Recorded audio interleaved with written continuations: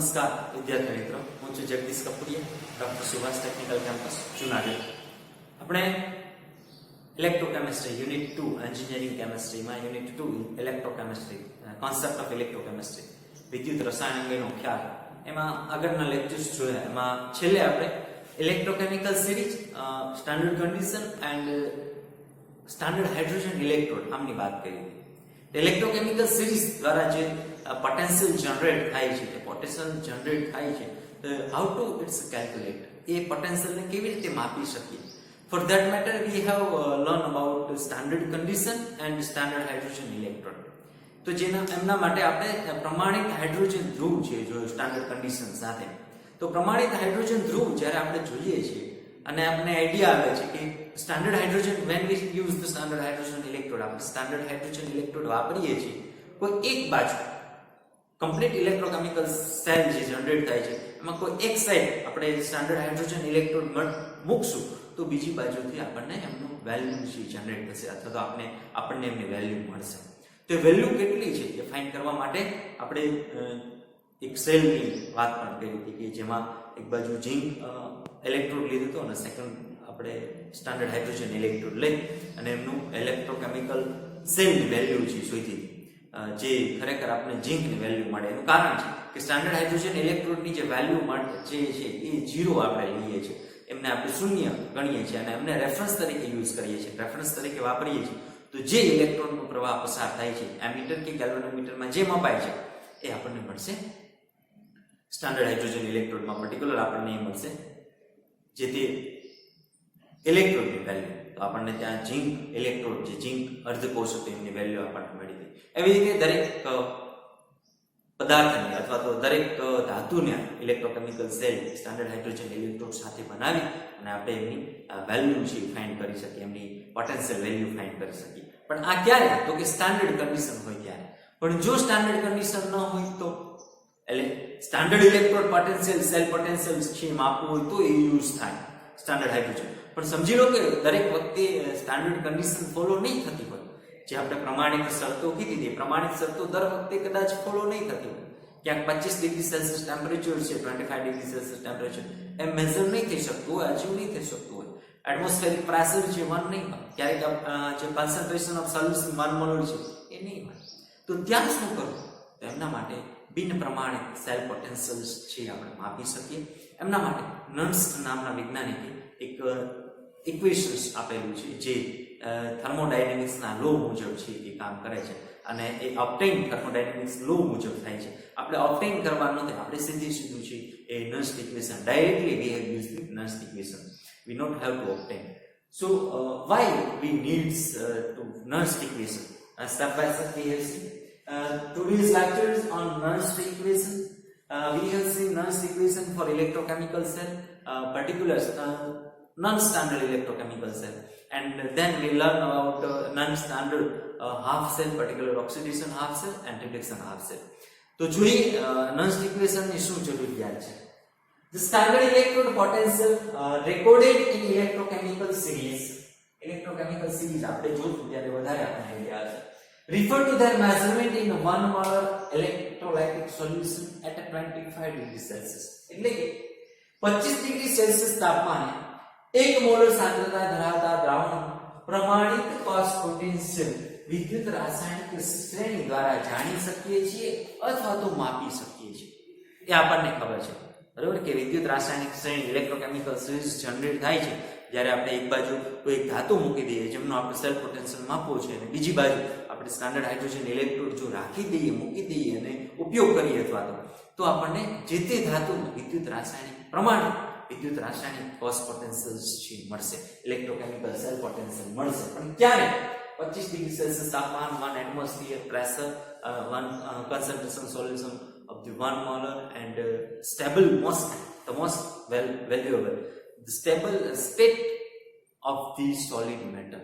કોઈ પણ ધાતુ છે એની ઘન સ્થિતિ છે તો આ પ્રમાણે આપણે કોષ પોટેન્શિયલ મળે છે. પણ જ્યારે આ સ્ટાન્ડર્ડ કન્ડિશન ફોલો ન થતી હોય તો શું કરવું?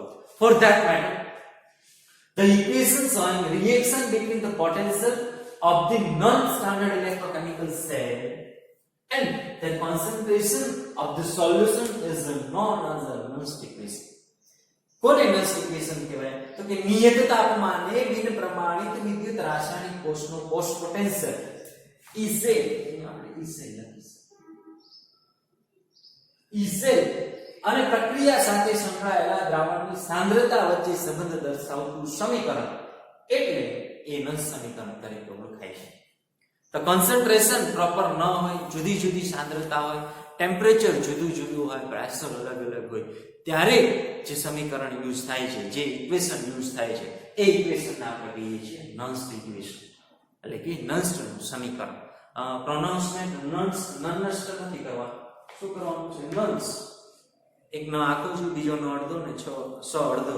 ઇક્વેશન આવી રીતે ઇંગ્લિશમાં છે લખાય છે નર્સ્ટ ઇક્વેશન. નર્સ નામના સાયન્ટિસ્ટે છે એ ઇક્વેશન ડિરાઇવ કરેલું છે, તારવેલું છે, એટલા માટે નર્સ્ટ ઇક્વેશન તરીકે ઓળખાય છે. હવે આ નર્સ્ટ ઇક્વેશન શું છે?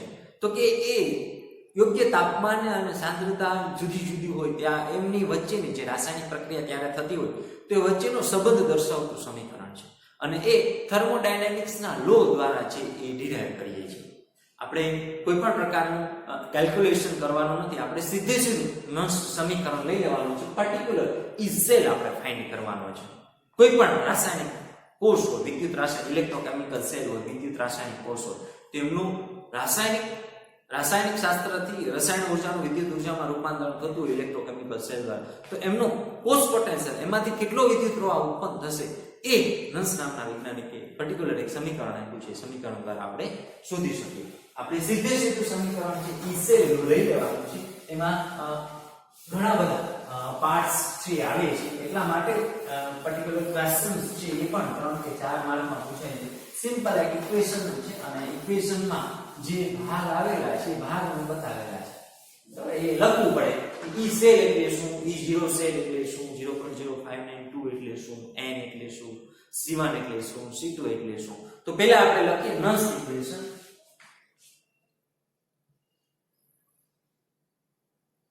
E cell potential of the cell is equal to E0 cell, sorry, E0 cell minus 0.0592 by n into log C1 by C2. આ સ્ટાન્ડર્ડ ઇક્વેશન છે કે જે કોઈ પણ પ્રકારના કોષ કે જે બિન પ્રમાણિત હોય તો ઉપર આપણે લખશું for Nernst equation for non-standard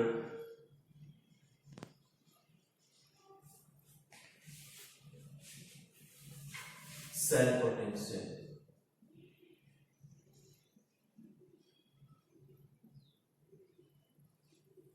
બિન પ્રમાણિત કોષ પોટેન્શિયલ તેને આપણે કહીએ છીએ નર્સ્ટ ઇક્વેશન. જોયું, આ છે એ નર્સ્ટ ઇક્વેશન છે.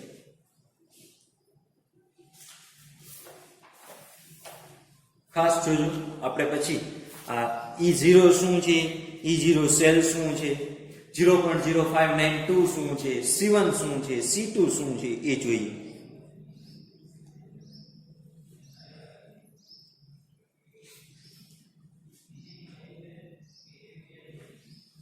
Non standard electrochemical cell.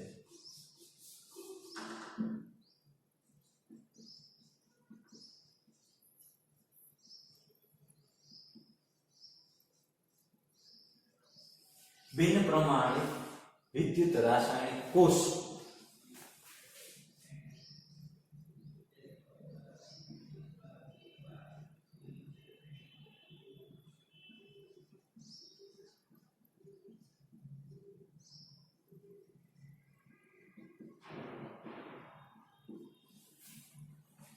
Nernst equation.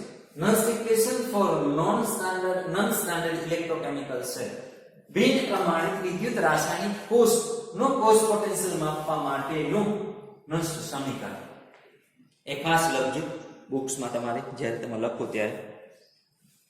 હવે આપણે અહીંયા જોશું કે ઈ સેલ શું છે, E0 સેલ શું છે, 0.0592 શું છે, n શું છે, log C1/C2 એટલે શું છે. બરાબર. તો ઈ સેલ છે એનો મતલબ છે કે non standard potential four non standard cell, where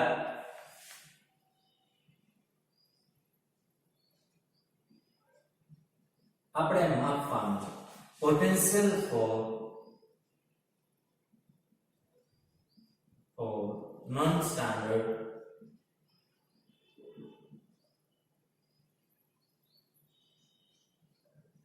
બિન પ્રમાણિત કોષનો પોટેન્શિયલ. તો E0 સેલ શું છે? તો કે સ્ટાન્ડર્ડ સેલ પોટેન્શિયલ.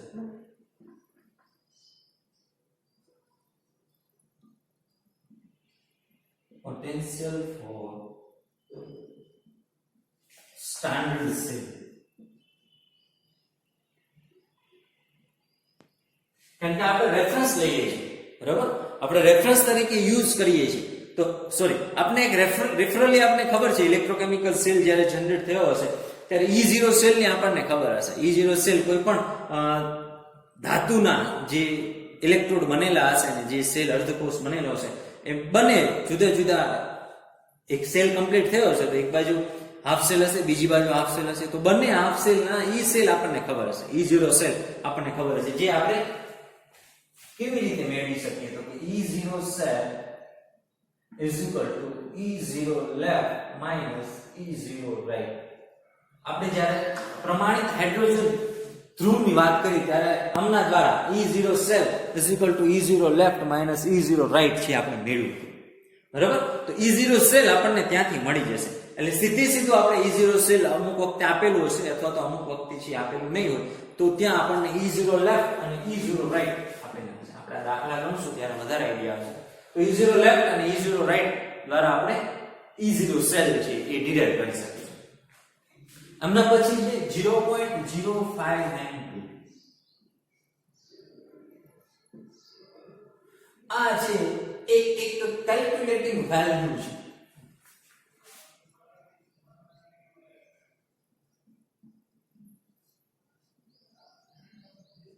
કોની કેલ્ક્યુલેટિંગ વેલ્યુ છે? તો કે 2.303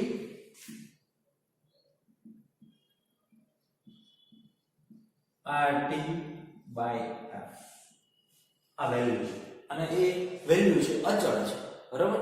જ્યાં 2.303 મૂકી દેવાનું છે. R છે ગેસ કોન્સ્ટન્ટ છે, એમની વેલ્યુ 8.303 વર્લ્ડ કુલોમ્બમાં મળે છે. T એટલે ટેમ્પરેચર 25 ડિગ્રી સેલ્સિયસ, તો અમને કેલ્વિનમાં 298 લખ્યા અને F એટલે ફેરાડે છે કુલોમ્બમાં છે 96500 કુલોમ્બ જે ફેરાડે હશે.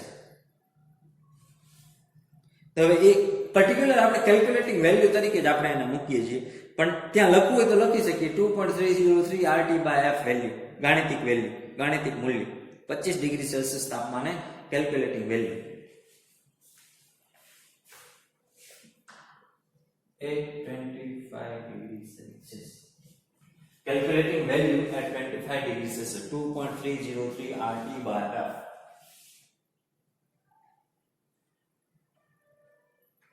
હવે આપણે સીધું એમનું કોઈ પણ જેને કહેવાય કે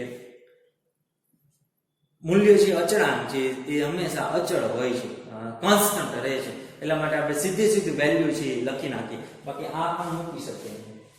અહીંયા RT 2.303 RT/F મૂકી શકીએ. બરોબર. પણ એ શું થશે તો કે RT F 2.303 આ બધું કોન્સ્ટન્ટ છે, કોન્સ્ટન્ટ જ લેવાનું છે. ટેમ્પરેચર છે એ આપણે 298 કેલ્વિન લેવાનું છે. R જે છે એ 8.1314 લેવાનું છે. 2.303 અને F છે 96500 જે લઈએ તો આપણને વેલ્યુ હંમેશા આ જ મળશે. એટલે આપણે ડાયરેક્ટ 0.0592 જે છે મૂકીએ છીએ. ખરેખર તો અહીંયા જે છે એ minus 2.303 RT F into n into log C1/C2 આમ મૂકવું જોઈએ.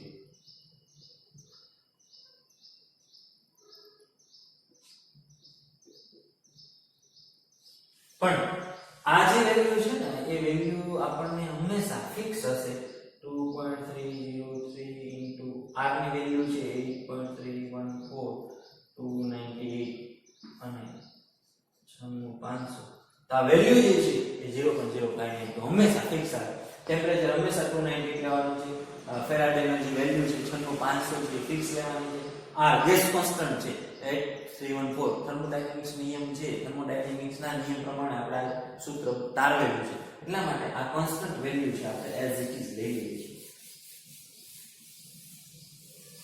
કોન્સ્ટન્ટ વેલ્યુ છે એટલા માટે આપણે એને સીધે સીધું લઈ લઈએ છીએ n is equal to change of electron or change of electron એટલે શું જે પ્રક્રિયામાં ભાગ લેતા ઇલેક્ટ્રોન કહી શકે તો ચેન્જ ઓફ ઇલેક્ટ્રોન એટલે શું તો સમજી લો કે કોઈ એક કોષ છે આપણે હંમેશા આ કોષ લઈએ તો આમાં બે ઇલેક્ટ્રોન છે એ ચેન્જ થયા છે કેવી રીતે તો કે Zn gives Zn+2 ઇલેક્ટ્રોન આ ઇલેક્ટ્રોન ક્યાં યુઝ થશે તો કે Cu+2 electron gives Cu+2 gives 2 electron એટલે Cu માં આ બે આ એક રિએક્શન છે આ જ બે ઇલેક્ટ્રોન છે વાહક તાર દ્વારા વહન પામી અને Cu+2 પાસે જશે અને Cu આવશે આ કયા ઇલેક્ટ્રોન છે તો આ બંને એક જ છે તો ચેન્જ ઓફ ઇલેક્ટ્રોન રાસાયણિક પ્રક્રિયામાં કેટલા ઇલેક્ટ્રોને ભાગ લીધો પર્ટિક્યુલર એક રાસાયણિક પ્રક્રિયાને થવા માટે તો કે 2 તો અહીંયા ચેન્જ ઓફ ઇલેક્ટ્રોન છે એ 2 આવશે અથવા તો નંબર ઓફ ઇલેક્ટ્રોન છે એ 2 આવશે રાસાયણિક પ્રક્રિયામાં ભાગ લેતા ઇલેક્ટ્રોનની સંખ્યા એ સેલ છે આપણે E0 સેલ E0 રાઈટ દ્વારા માપી શકીએ C1 is equal to left hand side half cell so left hand side cell concentration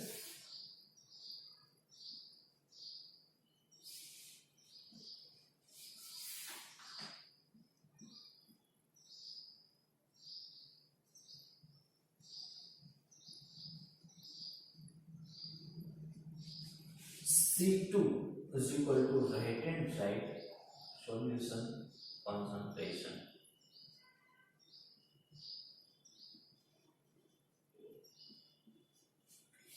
ડાબી બાજુ જે દ્રાવણ છે એ દ્રાવણની સાંદ્રતા જમણી બાજુ જે દ્રાવણ છે દ્રાવણની સાંદ્રતા other then anodic cell concentration cathodic cell concentration એટલે કે એનોડ ના સેલની દ્રાવણની સાંદ્રતા અને કેથોડ ના સેલના દ્રાવણની સાંદ્રતા તો આ થયું નોન્સ ઇક્વેશન આ નોન્સ ઇક્વેશનનો ઉપયોગ આપણે જે કરવાનો હોય છે concentration of anode solution concentration of cathode solution જેવી રીતે આપણે Zn અને કોપર લીધા હતા તો Zn બાજુ 1 મોલર કોન્સન્ટ્રેશન હતું અને કોપર બાજુ પણ 1 મોલર કોન્સન્ટ્રેશન હતું પણ ત્યારે પ્રમાણિત કોષ ઇલેક્ટ્રોકેમિકલ સેલ હતો પણ જ્યારે બિન પ્રમાણિત નન સ્ટાન્ડર્ડ સેલ પોટેન્શિયલ શોધવાનો હોય ત્યારે કોન્સન્ટ્રેશન હંમેશા જુદી જુદી હશે એટલે ડાબી બાજુના કોષના દ્રાવણની સાંદ્રતા અને જમણી બાજુના કોષના દ્રાવણની સાંદ્રતા ગુજરાતીમાં લખવું હોય તો આને આપણે લખી શકીએ E cell is equal to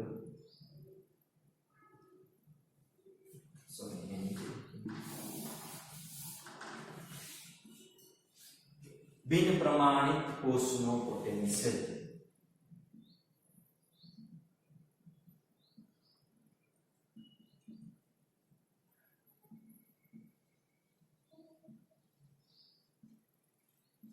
प्रमाणित कोष पोटेंशियल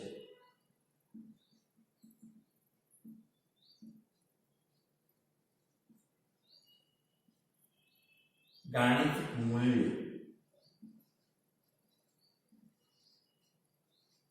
कोનું તો કે આનું ગાણિતિક મૂલ્ય કોનું તો કે આનું ક્યારે 25 ડિગ્રી સેલ્સિયસ તાપમાન પ્રક્રિયામાં ભાગ લેતા ઇલેક્ટ્રોન પ્રક્રિયામાં ભાગ લેતા ઇલેક્ટ્રોનની સંખ્યા અથવા તો એમ કહીએ કે પ્રક્રિયામાં આપલે થતા ઇલેક્ટ્રોનની સંખ્યા change of number of electron change of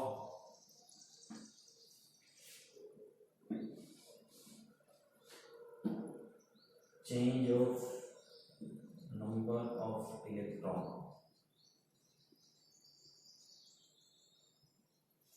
left hand side solution concentration ડાબી બાજુના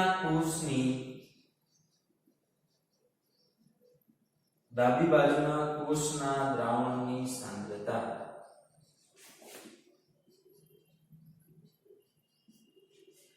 જમણી બાજુના કોષના દ્રાવણની સાંદ્રતા ખાસ જોઈએ પ્રોબ્લેમ તો પૂછી દો કારણ કે નોન ઇક્વેશન્સ છે એ 3 કે 4 માર્કમાં પૂછાય છે આ જોઈ લઈએ પછી હવે પછીનો જે પોર્શન છે એકદમ સિમ્પલ છે આ ખાસ જોઈ લો કમ્પ્લીટલી જોઈ લો ન દેખાતું હોય ઉકલતું હોય તો કહી દેજો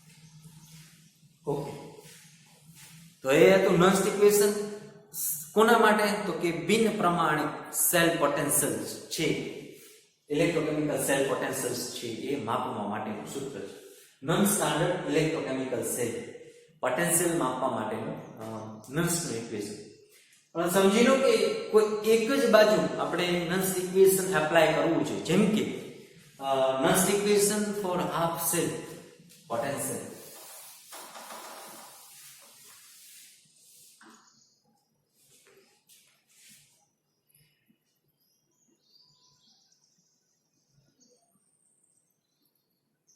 or half cell non-standard cell potential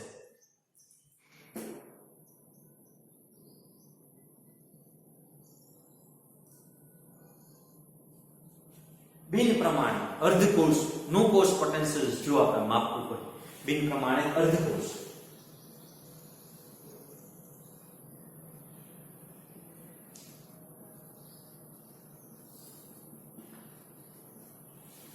अर्धकोशનું પોટેન્શિયલનું મૂલ્ય માપવું હોય તો શું કરી શકીએ તો કે બિન પ્રમાણિત અર્ધકોશ હોય અર્ધકોશ હશે તો કાં તો એ ડાબી બાજુ હશે અથવા તો એ જમણી બાજુ હશે બરાબર એ તો ખબર છે તમને કે ડાબી બાજુનો અર્ધકોશ અને જમણી બાજુનો અર્ધકોશ તો ડાબી બાજુ હશે તો કઈ પ્રક્રિયા થશે તો કે ઓક્સિડેશનની પ્રક્રિયા for the oxidation half cell non standard oxidation half cell તો હવે આપણે લખશું oxidation half cell non standard oxidation half cell બિન પ્રમાણિત ઓક્સિડેશન અર્ધકોશ નું કોષ પોટેન્શિયલ અહીં આપણે ટોપિક લખીએ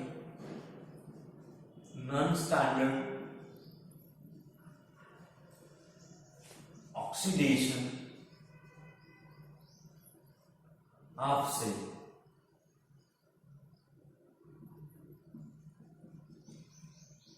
બિન પ્રમાણિત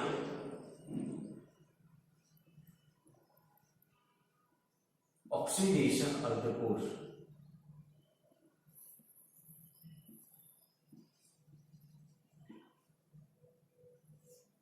શું કરી શકીએ તમે વિચારો છો નોન ઇક્વેશન છે એમાં ઓક્સિડેશન છે એ ડાબી બાજુ થાય છે તો આમાંથી શું કાઢવું પડે શું ઉમેરવું પડે જોવું જોઈએ કારણ કે આપણે નોન ઇક્વેશન જ જોઈએ છે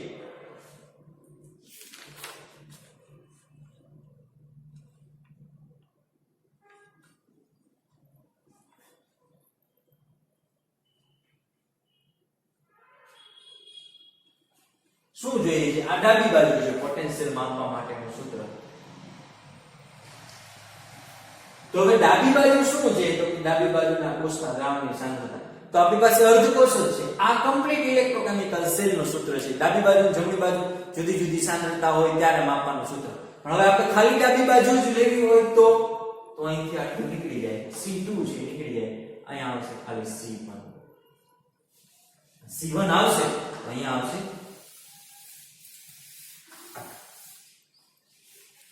ચેન્જ ખાલી આટલો જ. બરાબર. ઓક્સિડેશન હાફ સેલ ઉપર લખવાનું non standard oxidation half cell potential, બિન પ્રમાણિત ઓક્સિડેશન અર્ધકોષના પોટેન્શિયલ માપવાનું સૂત્ર E cell E0 cell -0.059 n into log C. C oxy C1 ની પણ અહીંયા શું આવશે C oxy, C oxidation half cell. બરાબર. હવે અહીંયા ડાબી બાજુના કોષના દ્રાવણની સાંદ્રતા નહીં લખીએ, શું લખશું?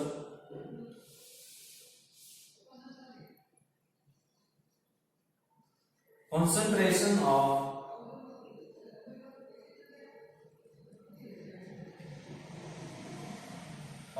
oxidation half cell.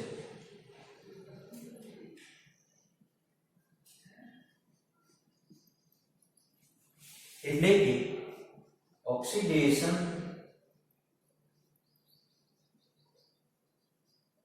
અર્ધકોષની સાંદ્રતા. બરાબર. શેની થઈ તો કે which Nernst equation is the non-standard oxidation half cell potential calculation of the Nernst equation. બિન પ્રમાણિત ઓક્સિડેશન અર્ધકોષના પોટેન્શિયલ માપવાનું સમીકરણ, Nernst સમીકરણ કયું હતું કે E cell E0 cell -0.059 n into log C oxy. E cell potential for non-standard cell, અહીંયા તમે એમ પણ લખી શકો E cell non-standard for E oxy, અહીંયા ઓક્સિડેશન લખી શકો.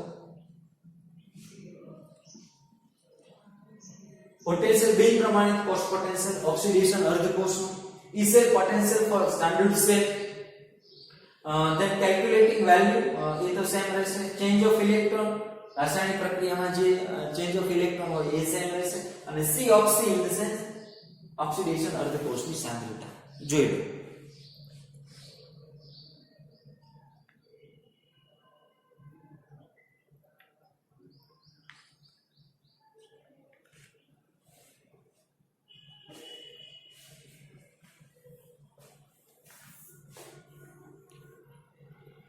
અહીંયા આપણે ચેન્જ ઓફ ઇલેક્ટ્રોન જે છે એ કયા change of electron? In oxidation reaction.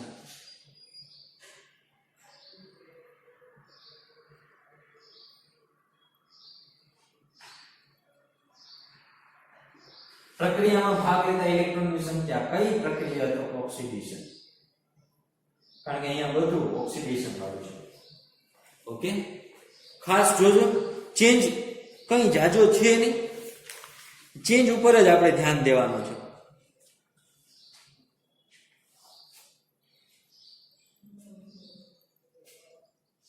હવે સમજી લો કે જમણી બાજુ છે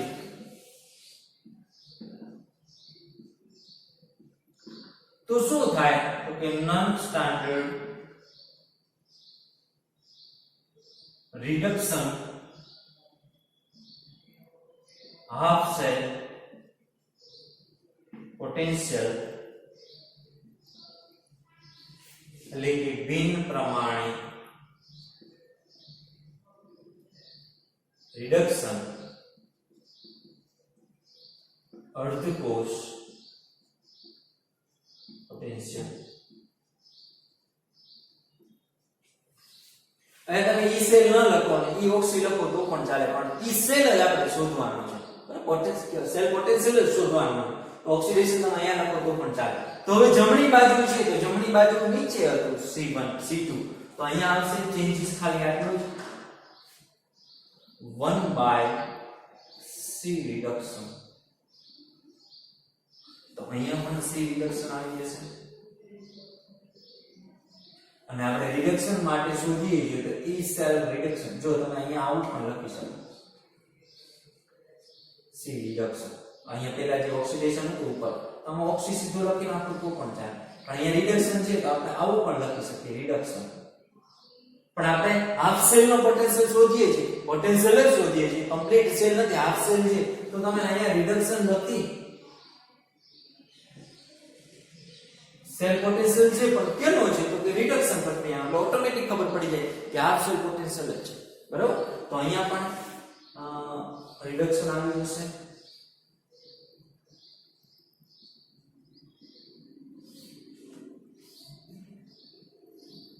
અહીંયા ઇન રિડક્શન રિએક્શન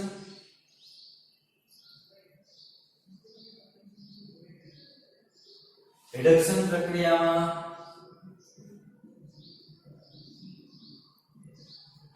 ભાગ લેતા ઇલેક્ટ્રોનની સંખ્યા અને concentration of oxidation half cell નહીં આવે પણ શું આવશે તો કે રિડક્શન હાફ સેલ આવશે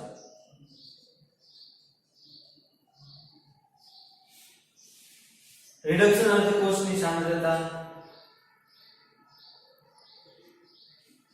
તો આ થયું રિડક્શન હાફ સેલ હોય ત્યારે ઈ સેલ પર્ટિક્યુલર નન્સ ઇક્વેશન દ્વારા માપવામાં આવતું ઈ cell potential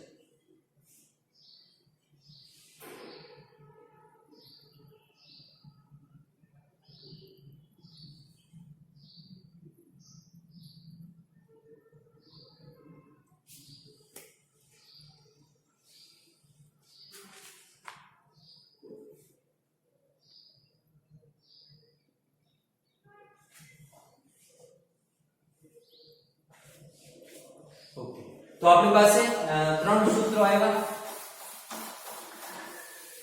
nuns equation four non standard electrochemical cell નન્સ equation four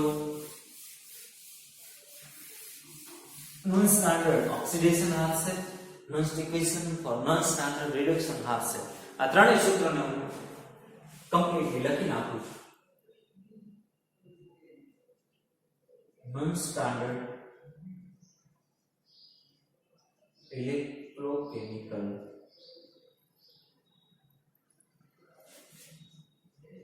cell potential E0 E cell is equal to E0 cell minus 0.592 by n into log C by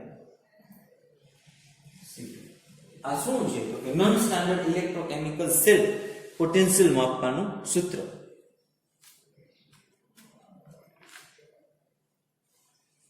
એમનું non standard electrochemical cell નન્સ equation લખવું પડશે ને આ કોનું તો કે નોન સ્ટાન્ડર્ડ કમ્પ્લીટ સેલ છે પણ હાફ સેલ હોય તો four half cell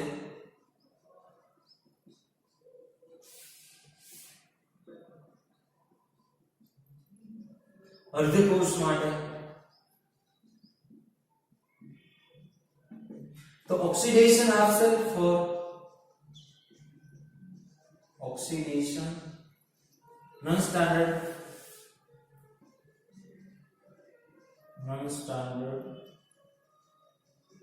oxidation half cell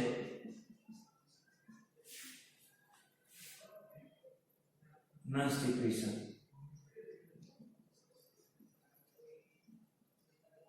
એમાં ઉપરનું રહી જશે તો અહીંયા આપણે લખીએ કે E oxy is equal to E0 cell minus 0.0592 by n into log C oxy for non-standard reduction half cell Nernst equation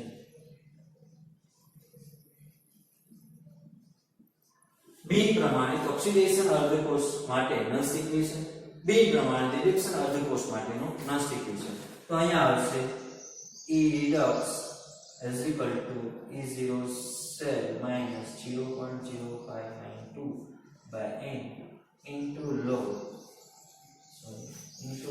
1 by C reduction અહીંયા ઓક્સી લખી શકો અહીંયા રિડક્શન લખી શકો પ્રમાણિત સેલ પોટેન્શિયલ ઓફ રિડક્શન આપશે તો આ ત્રણ સૂત્રો છે આ ત્રણ સૂત્રોનો ઉપયોગ કરી અને આપણે આ યુનિટના એક બીજા જેમને આપણે કહીએ કે પ્રમાણિત કોષ પોટેન્શિયલ માપવાના દાખલાઓ છે ગણી શકીએ.